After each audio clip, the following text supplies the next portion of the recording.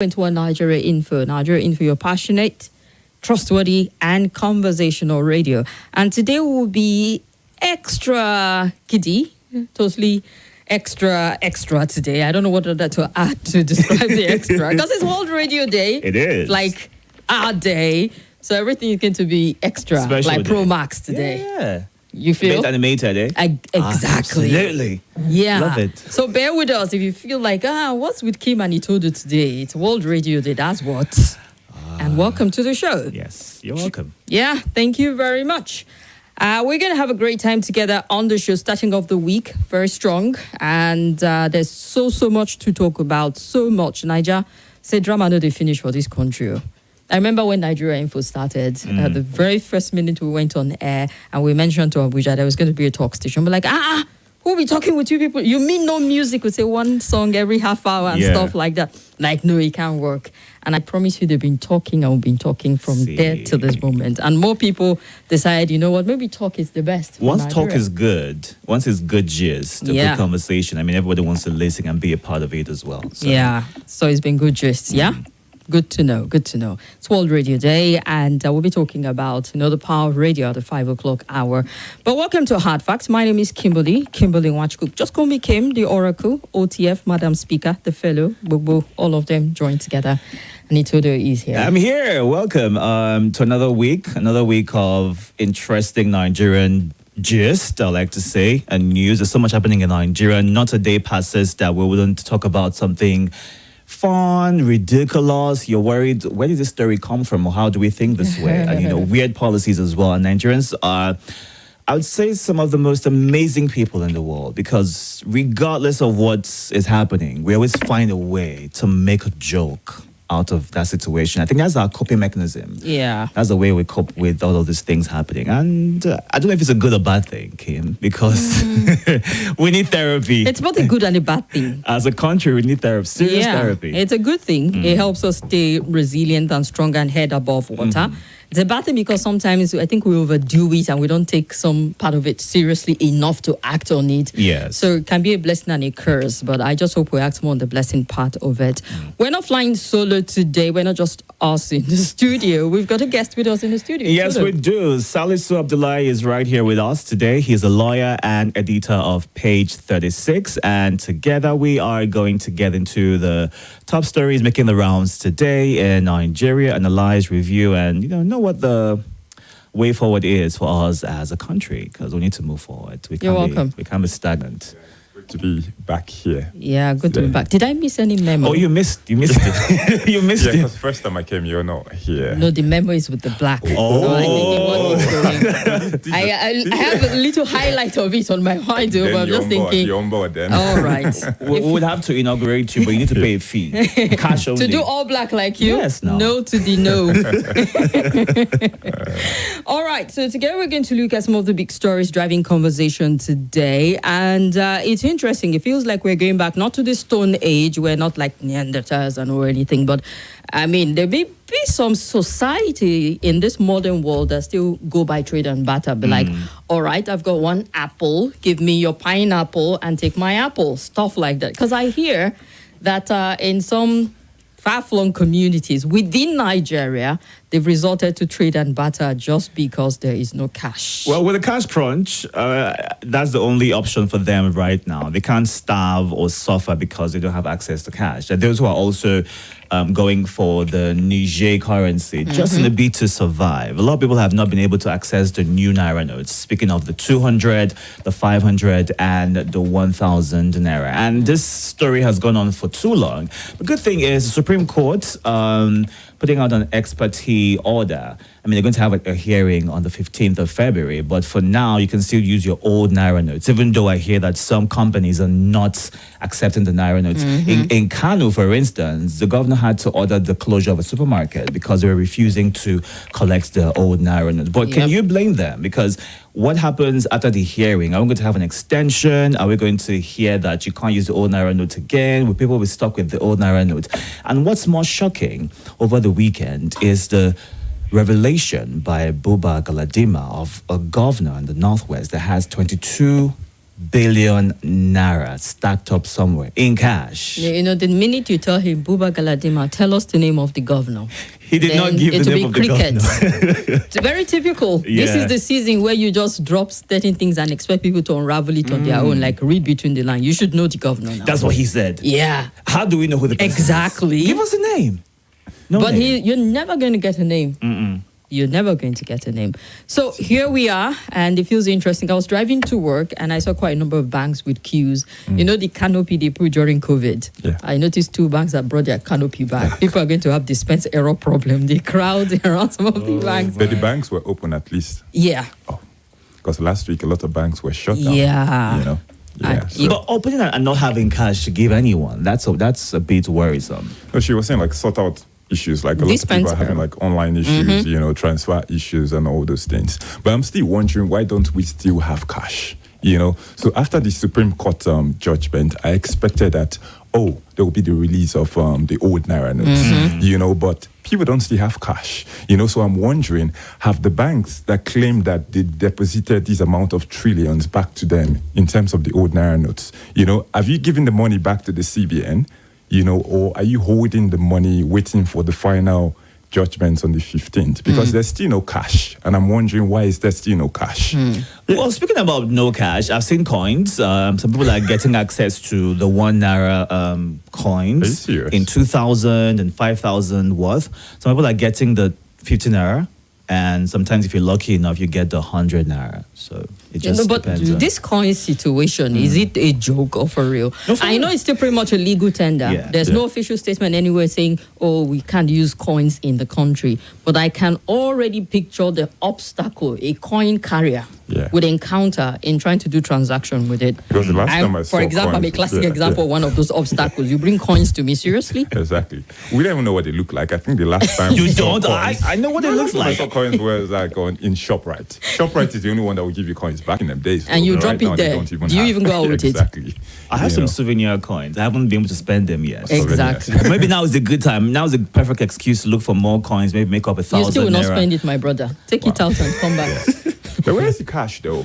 And where are the 50 Naira notes? Where are the 20 Naira notes? Where are the 10 Naira and 5 Naira notes? Where's the 100 Naira notes? You know, so Important something is question. actually going on. You know, so we could have had a shortage of even the 200, 500, and 1,000. But where Yeah. are these old notes that they're not supposed to have any You know what problem? this is? It means that we've had more 1,500 in circulation, which is crazy on its own. Because, I mean, if you're looking and all the argument as to, we do cash transaction and corruption, then you have more of your higher denomination in circulation, such that once you mop that one out, there's a major cash crunch. And people can't find money. They can't find 20 Naira, they can't find 10 Naira. Yeah. 100 Naira is almost extinct already. Yeah. I can't recall the last time I saw it. I went out with my brand new 500, and even I was expecting a person was bringing 50. I'm like, no, 100. He says he even have 2. It doesn't even have anything to change my 500 with if you want to break it. So, I mean, that's a question for CBN to respond to, really. And I feel another thing the Supreme Court judgment could have tackled, you know, because the judgment just said, you can spend the old notes right now. I think it could have went further to order the banks to release the old notes. Is that within their deposited with jurisdiction to them. do that? I don't know. I just feel they could have gone that further because I think the banks right now, why they're not releasing the old notes is that, there was no order based on that. Because there's no release of the old notes, obviously. So we are still stuck where we were But then before the judgment. we had the Council of State meeting, and it felt like from their body language and the statement that was put out is saying, we do appreciate this redesign policy. However, we understand the pain that the people are going through and would want you to inject more money into circulation in such a way that things will become a bit more vibrant. Yeah. So that is on its own saying inject more money in circulation. Yeah. And that's Maybe not just- in black and white. Yeah, that's just still an advice to the president as well, because Yeah. the president obviously has his own agenda. You know, so we can advise, they can advise, the Council of State can advise. He's still going to do what he's going to do because he has not even acted on that advice. yet. What do you think the agenda is? Because it's way past 7 days, like he promised. He was going to do something about what Nigerians are going through. Today is the 13th of February. The 7th day ended 10th of February, Yeah. Yes. and nothing has been said. Yeah, I think maybe he hasn't acted because there's a Supreme Court judgment. So whatever he says will not really like count right now, until the court actually says something. I'm actually very worried about that judgment, though. And you asked a very important question. You said, what's the agenda? We really don't know the agenda. We're just speculating. But a lot of people have come to say that, the president is trying to leave on a very great note where he will give Nigerians, or is trying to give Nigerians, free and fair general elections so that there will be no voter inducement, there will be no buying of votes, which we are used to, so that's the main agenda we have heard, which is supposed to be a great thing, but we just feel like the timing of this, then the implementation of the new Naira policy was just not well thought out. Yeah. I guess a lot of people agree with that, and deductions is that we perhaps will continue this cash crunch until after election. Then all of a sudden money will appear. Yeah, exactly. Okay, then. Well, the CBN has come out to clarify, saying we have capacity to print new notes. The director has come out to say it, that the fear, going by the statement made by the CBN governor about ability to print as fast as we want the money in circulation, to just assuage any fears that they lack the capacity to actually do that. The central bank said it has the capacity to print the new Naira note. The top bank had earlier told one of the correspondents on Friday that information available to him indicated that minting and printing had succeeded in printing 500 billion Naira worth of the new 1,500, 200 notes, and might not have the capacity to do more than that at the moment. That it's obvious that NSPMC does not have the capacity to print more than 500 billion. With the mint current capacity to print 2 trillion Naira will take about a year. Even the 5 billion Naira printed has been hijacked by politicians, especially governors. You heard one governor saying one of the colleagues was able to withdraw 500 million Naira. What the CBN is going to give us is 10% of the worth of the old Naira note we deposited with it. He said quite a lot, actually, about that. And the CBN had to come out to say, that's the director of corporate communication in a statement Friday, said reports that may have been credited to Emefiele was actually misquoted or misconstrued. That's not what he intended to put out in the first instance. It said he informed the Council of State that the Nigerian Security Minting and Printing Company was working to print all Naira denomination to accommodate Nigerian transaction need. But you know what? Smoke without fire. Sometimes you say no smoke without fire, and you start to really wonder if it's a capacity problem, or because we're still back to the agenda here to saying, what's the plan? Is it to regulate cash and prevent vote buying, or is it a less, maybe not as grand as we think? It just might be a capacity problem, even if the CBN is saying that is not the challenge, but we have a right to think beyond what it is they're just trying to put out. I think I'm tired of the CBN talking. We need more action. We're tired. We don't want to hear that you have capacity. We want to see that you have capacity. And the arguments that we get from the opposition, I don't want to completely shut out the opposition voices to this policy. They talked about the timing. So when you know that you're not going to work with a regular timing, which normally should take a year for this kind of policy to be implemented, I feel like you should go triple, double, even quadruple of what you would do for a longer time, implement it in this very short time, because you should foresee the effects of things like this, So this is not time to come and tell us you have capacity and Nigerians are out there frustrated, breaking ATM machines. People cannot transact their businesses, especially small-scale businesses. I saw the CBN come out to tell people to look for other options like the online banking or e-Naira. But how many people have access to that? I can go somewhere to eat right now and I can pay with my card, or I could do an online transfer. But there are people that do businesses, and very large chunk of Nigerians that do businesses in Nigeria that don't even have bank accounts.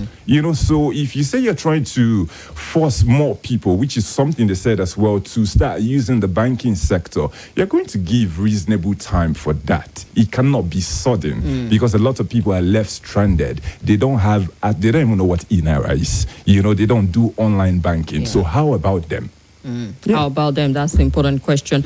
Well, just so you know, we're streaming live. We're on YouTube and Facebook. Our YouTube is at Nigeria Info Abuja. That's at Nigeria Info Abuja. If you're not subscribed yet, we're encouraging you to go check out our YouTube channel and follow us there. And also on Facebook at Nigeria Info Abuja also. Yes. So here's the thing. Now, the presidential candidates of different parties have come out to state their opinion or your views of the new Naira policy, right? But then the candidates of the APC has written a letter to the CBN governor, giving him ways to handle this situation and provide immediate relief to Nigerians. Would you say this advice is something that he can take without it coming off as though he's trying to maybe buy favor from him? I mean, it's going to bring relief if it did. That's what he's aiming at. Yeah, I think the problem with the APC impute and their approach to this whole thing is very questionable. We should not be on a normal day because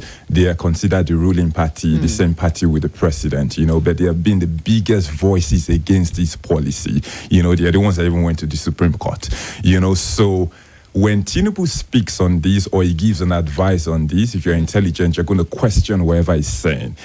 So we talked about one of the agendas of this being to prevent vote buying in the election. And this is a candidate that a lot of people have alleged. I have to use the word alleged because we don't know. Even paid his way through to secure his party's ticket. And there's a lot of allegation right now. Deji spoke today, he spoke today, he said there's a plan to massively buy votes by the APC, and he called on the CBN to actually ban or block internet banking on the election day, because what he said is that there's a plan to have a list of voters, get their account numbers, and do transfers. But that would be traceable if true. Right, and if they were to go on to block or do that, how do you trace it? That means a lot of people would suffer for it. You can see mass, credit coming from one source or vote buying, though. Yeah, exactly, because people transact business every day. So how do you really pinpoint it and say this person sold their votes?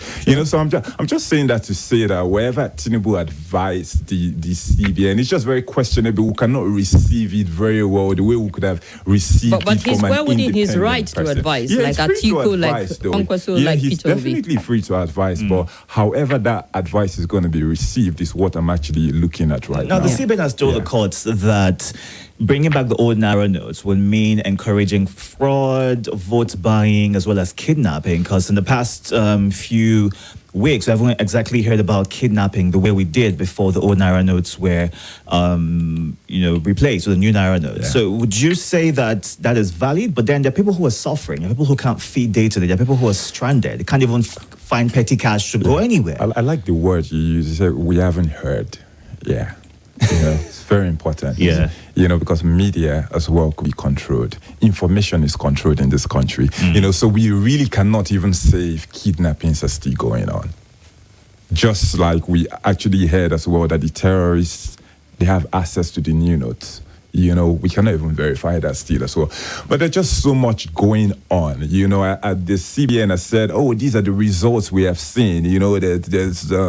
There's less kidnapping, there's this, there's that. I don't know. I really cannot trust our leaders anymore. And I think Nigerians don't really trust our leaders anymore. But to be on the other side, though, if these results are actually there, I don't think it's a bad thing, because they always say that no pain, no gain. As far as this agenda is actually genuine, and the citizens are at the forefront in consideration, I don't mind it, to be honest. All right, then. Yeah. Let's see here. Chukwuemeka Ago says, Kim and Itodo, nice work. Ibrahim Hajara, we see you on our YouTube page, and quite a number of you are on Facebook also following our conversation on the Roundtable today with our guests. Let's move on to the next story. And that would... okay. All right. We'll go on a very quick commercial break, and when we return, we'll take a look at more of the story. Stay with 95.1 Nigeria Info.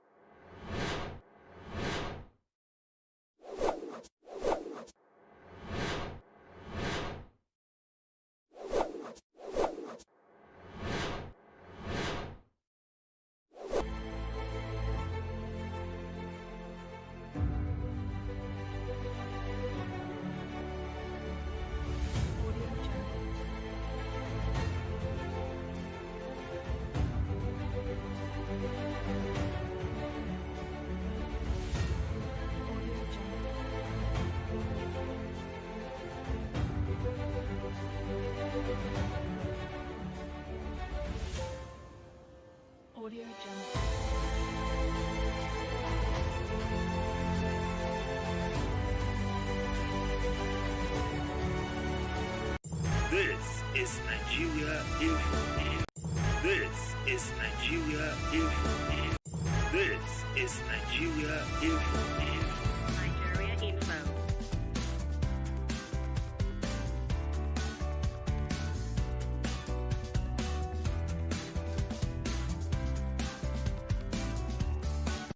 This is Nigeria Info. Nigeria Info.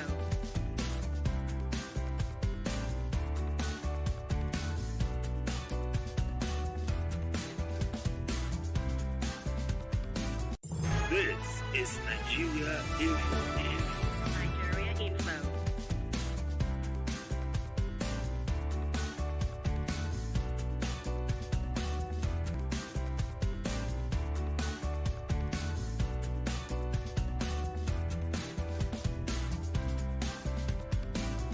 This is Nigeria Info.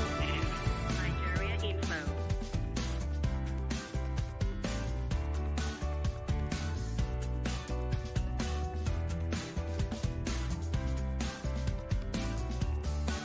This is Nigeria Info. Nigeria Info.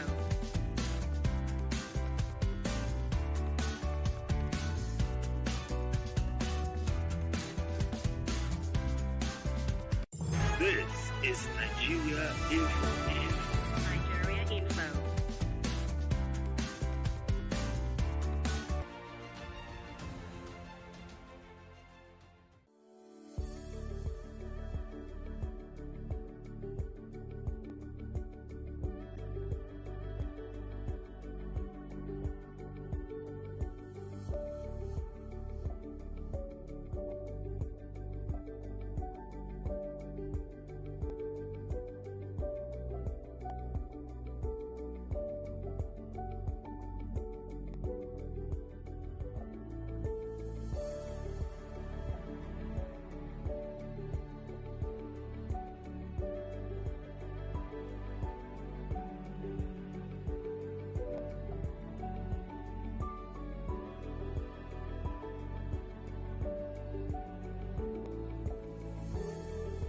This is Nigeria Info. Nigeria. We have Salisu Abdullahi, a legal practitioner and a journalist with us here in the studio, helping us wade through some of the big stories today. And let's run through some comments before I head to the next. Okay, going straight to the WhatsApp, not WhatsApp right now, Facebook actually. Humble Prince JP says, Kim and Itodo, Emefiele seems to be playing with the president and Nigerians. How would you say that you don't have capacity to print enough notes, then go on to suspend the policy? It's not a do or die issue. Please, they should stop extending this policy. And Sumbo Badmo says, I quite appreciate your guest submission. Any policy that is anti-poor is a wicked policy, irrespective of how sincere the policy makers are. On Wuma, Ernest Chukum Naru says, why is change of currency rocket science in Nigeria? How can 2.6 trillion naira old notes be withdrawn from circulation and a paltry sum of 500 billion be redesigned and injected? I think more new notes should be minted. A Bitogbe Bio, thank you very much for your message, says, okay, hi Kim and Itodo, the Naira policy should be sustained, and this would prevent vote buying, and that's why it's only one party that is crying wolf or foul. We cannot avoid to hand over our affairs to a weak. Okay, would leave the rest of it out. Adeyemo Oluwa Jomiloju Mac Companion says, thank you. Humble Prince JP says, Kim and Itodo, Emefiele is playing with the president and Nigerians. How would he say question capacity to print enough note when they suspended the policy? It's not a do or die affair. They should just stop extending this policy. Okay, Prince Dennis Piakasa, did you read that one? Yeah, I did. Okay, then. And on YouTube, Tonya Dozion says, good day to everyone in the studio. The Naira note scarcity is a turn on our flesh. May God help us go through it and enjoy better days in the country. God bless Nigeria Info and God bless Nigeria. Thank you very much for that. So moving on to the next story and the controversy around, this particular story is an interesting one because I read quite a number of comments of people who just did not believe it when he broke. But then, The Christian Association of Nigeria decided, you know what, we might as well just ride on it. On Sunday, they distanced itself from the alleged 2 billion naira claim to have been given by the presidential candidate of the Labour Party to churches under its umbrella. And the Christian body also said it will probe the source of the petition in which the allegation was made, describing its content as untrue and malicious. The petition, allegedly written by one Pastor Frank Onmere and dated 15th December 2022, was addressed to the CAN president. The petitioner claimed that the 2 billion naira was shared among some mega churches while other denominations were sidelined. But he, Onmere, whose name appeared on the petition as the author, denied knowledge of the petition when contacted on Sunday by The Punch. Regardless, the president of CAN, Archbishop Daniel Oko, strongly refuted the letter, saying the organization did not receive any money from Labour Party standard bearer.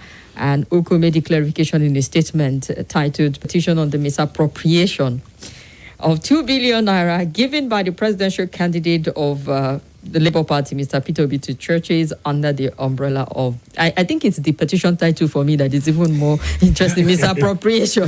That's to imply that anybody that have the money and misappropriated it, bring it out. But I saw quite a number of people, and I think Senator Shehu Sani's own was the most funny. Oh, yeah. He said he saw him at ICC during the in his front pocket. But this is a man who is, put out there as being stingy. Yeah. It's not even believable that he's will put 2 billion naira. But then some will say it's politics. Anything can happen. Anything can happen, But the thing I just want to tell Nigerians, this is a very crucial election period. We're going to hear, see, allege, everything is going to be thrown out there.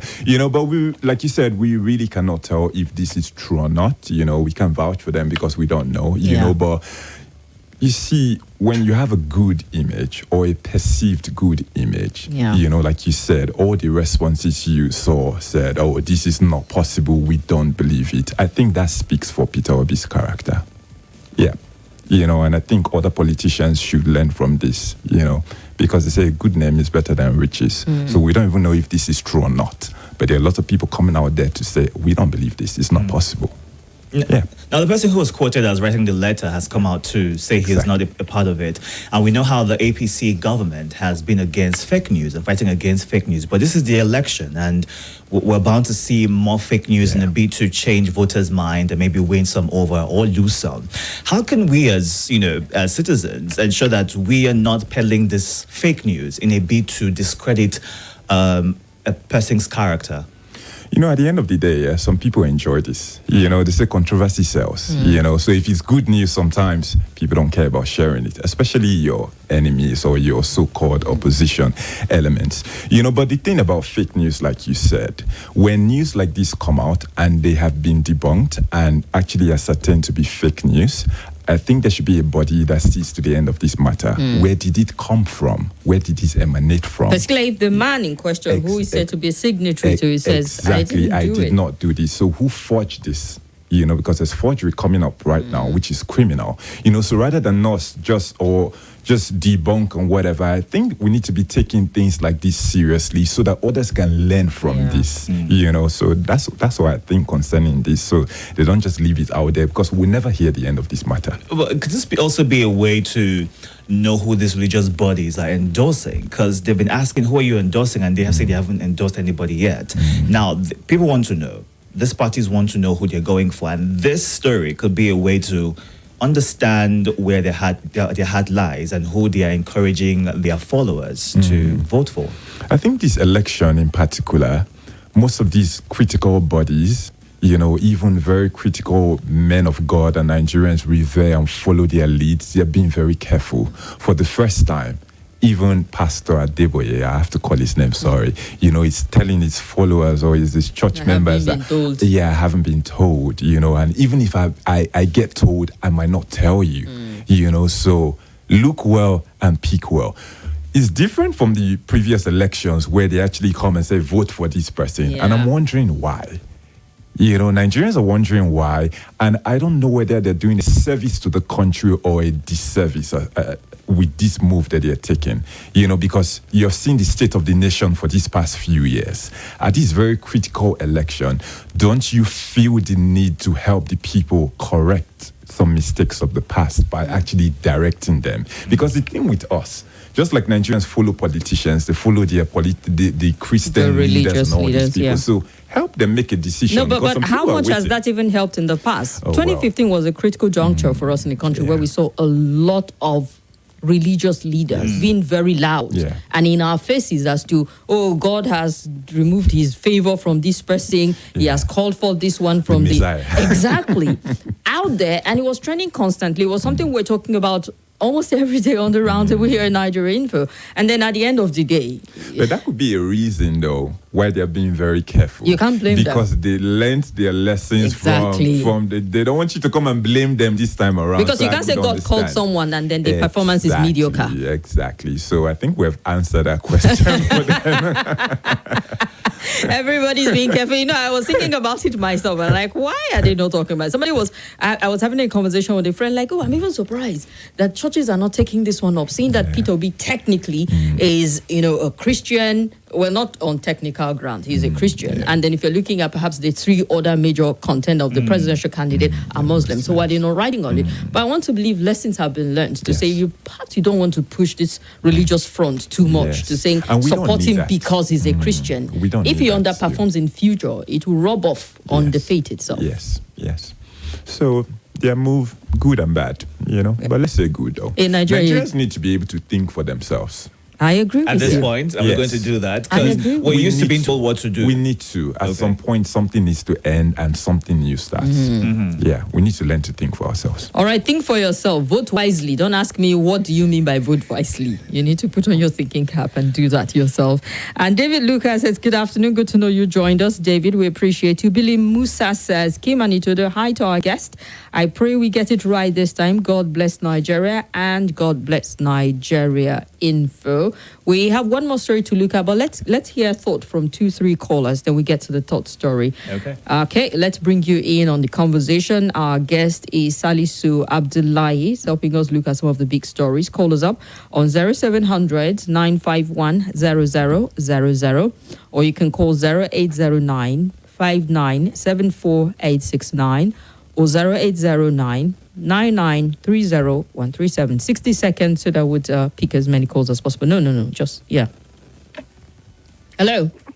Hello, 60 seconds so that would pick as many. Yeah. Go ahead. Yeah, so I just want to say, look, I think nobody needs to tell Nigerians who to vote for. I mean, we are tired of this same shit. I mean, how long... Language. They are all gangsters. We can't keep... Okay, we would have to drop the call. Sorry. Language. It's radio. There are thousands of people listening, so you can afford to use certain language and get too emotional when you make your call. Hello? Hello? All right. Let's...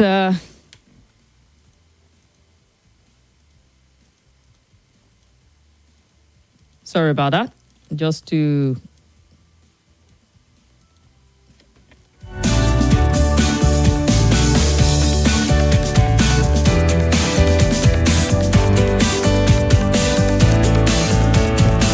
Hello? Hello, Auntie Kim. Good afternoon. Afternoon. My name is Tariko. We're listening, sir. Itodo, and good afternoon to our guest. Welcome to you. Well, I would say I don't believe what you say about the money Itodo was given to Itodo gave to some churches. I don't believe it. Looking at the 4 major churches we have, or 2 or 5 either, they have too much money that they can't even, outside there, too much money. Those people are well, that is spiritually high. They can't take such money, can't even take bribe. Instead of that, if they like you, they will support you. They go use this money and campaign. Why both the Muslims either are not also coming out to say vote a Muslim? They will tell you vote wisely. And once majority of them speak, the emir and some others, they will just tell you go there, vote wisely. I think everybody is just being careful because this is the first time they are having candidates from the north, the south, and the west this time around. So all of us will still pray the same thing: vote wisely, vote the right person. Please, we should stop lying and be careful of what we say. So all right, thank you very much, sir. God bless. My name is Ariko. Ariko, thank you very much. You're welcome.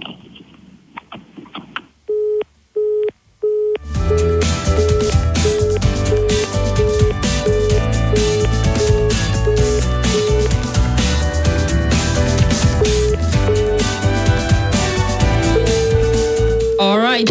Remember, you can be a part of the conversation. All you need to do is call us up on 0700 951 0000, or you can call 0809 5974869. Hello.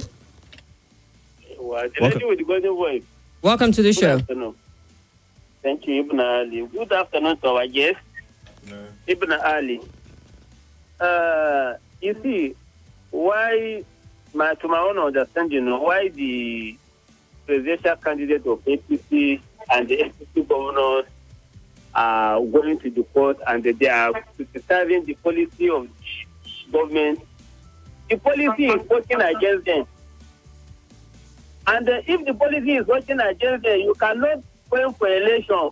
Through this election, and you have the policy that is making you look bad in the eyes of the people, and you sit down looking at it.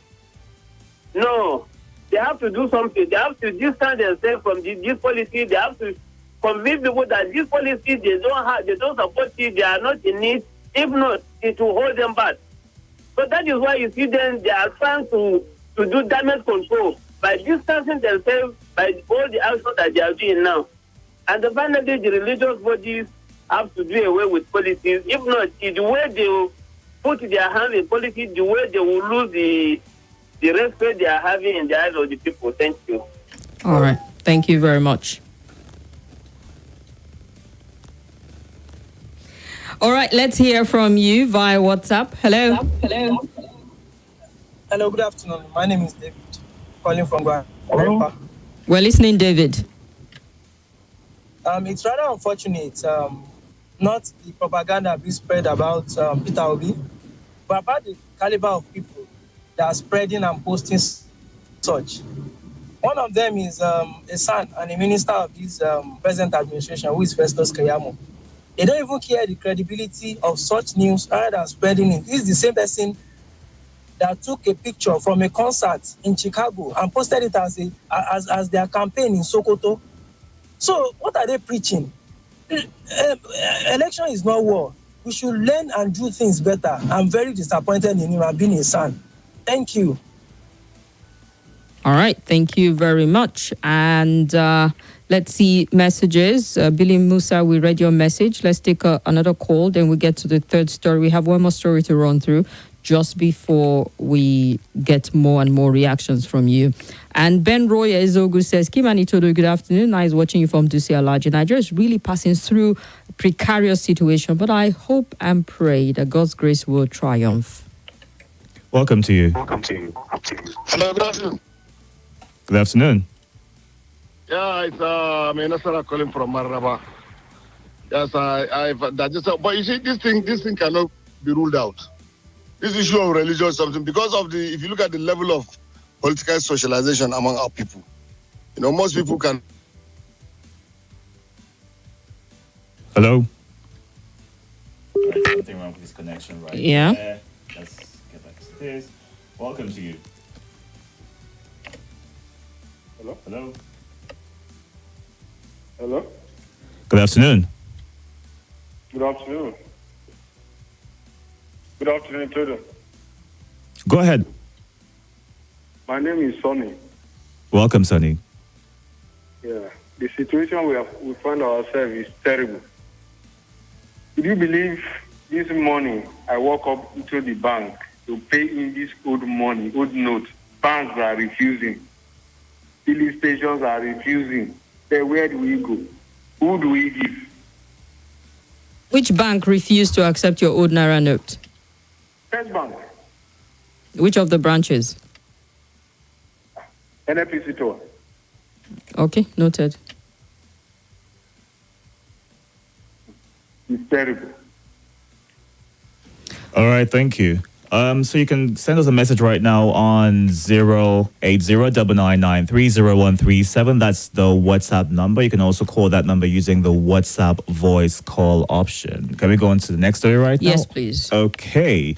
And this has to do with false information about the coup d'etat and what the military is saying regarding, that particular situation. Now, the military has gone on to dismiss alleged coup plot, and Atiku's aide is asking the DSS to quiz Fani-Kayode. Now, the Defense Headquarters, DHQ, has dismissed as malicious propaganda a report by some elements of plots by some military officers to disrupt the forthcoming general elections. Acting Director of Defense Information, Brigadier General Atiku said this in a statement on Saturday in Abuja. Now, he said the armed forces of Nigeria was dismayed that even politically exposed persons had denigrated themselves by joining agents of destabilization.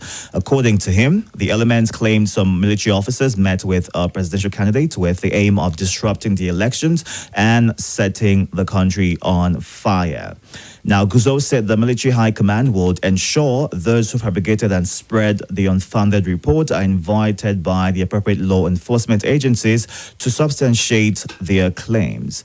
Meanwhile, Mr. Frank Schreiber, who is a special assistant public communications to the PDP, issued a statement urging the DSS, the Nigerian Police Force, and other agencies to invite the Director of Special Projects and New Media of the Tinubu Shetima Campaign Council, Fani-Kayode, to explain a coup he alleged was being planned by Atiku and top generals. And we know what news like this can do to Nigerians and how it can put in fear or worry and change their minds about the election.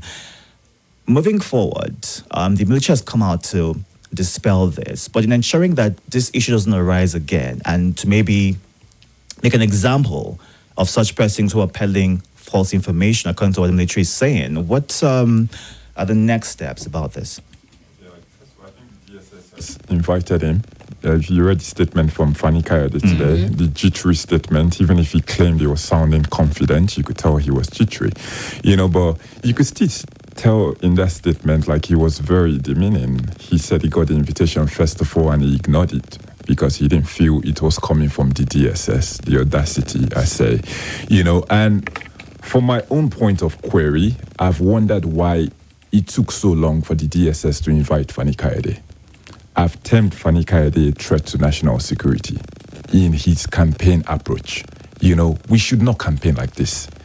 If you saw the statement he made against the CBN governor, I think during the weekend or last week, he talked about skinning him alive. Who talks like this? And you're a spokesperson to a campaign. That's attempting to murder somebody. That's a murder threat. Then you come outside again and just spew out, and he's a lawyer, so that's actually very insulting to our profession. You come out and talk about a coup. You talk about a secret meeting with top army generals. So however this is going to play out is where we will actually see what the DSS or these top security agencies are actually about. Left to me, we want to know where Fani-Kayode got this information from. Who were at the meeting? When did the meeting occur? If he cannot provide evidence, he needs to be dealt with in accordance to the law. We should not take this as a joke. Like I said earlier, we need to start tackling some of these issues very decisively so that people could learn. There are other ways to market your candidate, without just lying, speaking things that could destroy the country. But that's always been his modus operandi. And you say if they're bringing him on board, you already know how he operates. That's his strategy from the get-go. Yeah, that's you bringing him, though. But we have laws. We have security agencies in the country. They should now do their own work. So if I employ you based on my own layman, thinking, the law can correct me. They can put you in check and put you in order. That's why I expect so we need to follow this very, very decisively. If Fani-Kayode cannot tell us who were at that said meeting, bring the time, the venue, and provide real evidence to back up his claim. I mean, that is something even for the military to be highly concerned about, is saying, what does it even mean? I mean, Because we're looking at the election around the corner and you say, high-profile military general were in the meeting with you. And to me, the invitation was, come on, you're just inviting him. That was too serious for just an invitation. No, but what do you expect? It can't go Gestapo style and then other people that badging on did him. lesser things and there's It always starts with an invitation. If you do not honor the invitation, then you see what's next. But let's see. And this would be very interesting as well, because you could tell the tone in which he was speaking, especially against the CBN governor. And people were side-eyeing him saying, How about the president? Because the president approved this policy you It are feels like dragging he's deflecting Emefiele from the but he president. cannot really speak against the president now like he could do when he was in PDP. So I want to see how this plays out. Let's see where the DSS is at. But At this what's your point in opinion time. also about how campaigns have been going, particularly the spokesmen, their language, how they put out information out there? It just feels there's a deliberate attempt to either heat up the place, when you want to muddy up the water so that we don't get a clear picture of what is going on. Nothing, no substance, just chase shadows all over the place. Yeah, because when he spoke against Godwin, like that statement was just so crazy. So I'm like, why are you sounding Crazy so for you as a desperate? legal practitioner or No, as even in Nigeria, I'm Yeah. like, why are you so pained? And they claim that they're being pained on behalf of Nigerians, which Nigerians right now are so intelligent to know that no, this one is paining you because it affected you personally. You're not feeling our pain like that. During ASU strike, you didn't feel our pain like that. During fuel scarcity, power increase, you didn't feel our pain like this. So why are you so pained right now? And you are claiming that you're feeling this pain for us? You're lying at this point in time. Be honest. And I feel our politics needs to grow generally. How we campaign needs to grow. How about selling your candidate?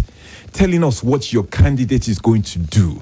Outshining the other candidates, rather than trying to drag them down with lies and with made up stories and just playing dirty. Because right now people are not telling what are we going to do in terms of health. This is how we're going to do health. Let people compare notes.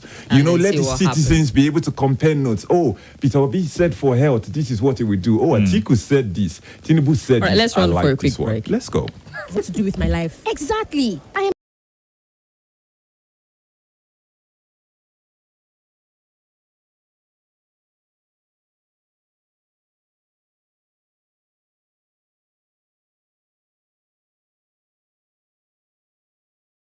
Is Nigeria if